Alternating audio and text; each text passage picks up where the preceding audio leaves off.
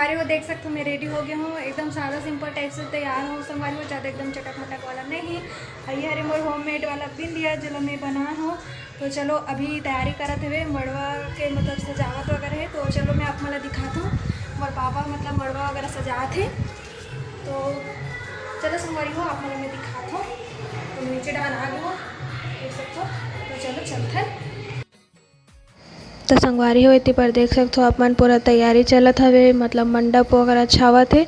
ऊपर के छवनी और ये साइड मड़वा गड़ गए है और पूरा सज भी गए हुए और चौक भी पूरा आगे। संगवारी हो देख सकते हो आप मन, हाँ पूरा तैयारी हो गई है। और ये साइड लड़का मला देखो कैसे बाजा बजावत ला, डब्बा उप्पल बांध के बाजा बजावत रही, बहुत ज़्यादा शोर करत रही संगवारी हो। और ओकर बाद हम जावत हन चुरमाटी, ज़्यादा दूर नहीं गिरे संगवारी हो, घर के पास में ही गिरे हैं। तो आप मन पूरा वीडियो के मजा लो।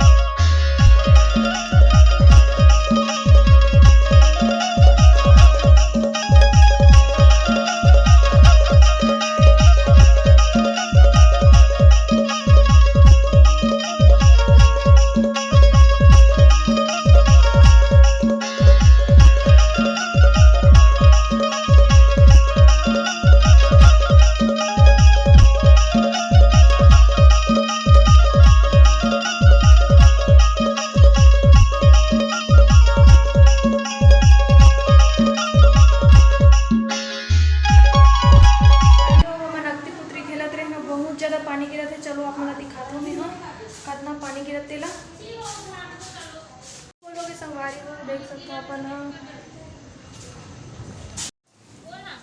तो संगवारी हो देख सकते हो आप मन मड़वा मन घर के अंदर में लाडल हवे, कबर की बहुत ज़्यादा आंधी तूफान और पानी गिरत है संगवारी हो। और लाइट भी बंद हो गई है, जैसे कि आप मला दिखाते अंधियार हो गए हुए देख सकते हो आप मन। हाँ और ये साइड मड़वा के पूरा सत्यानाश हो गए।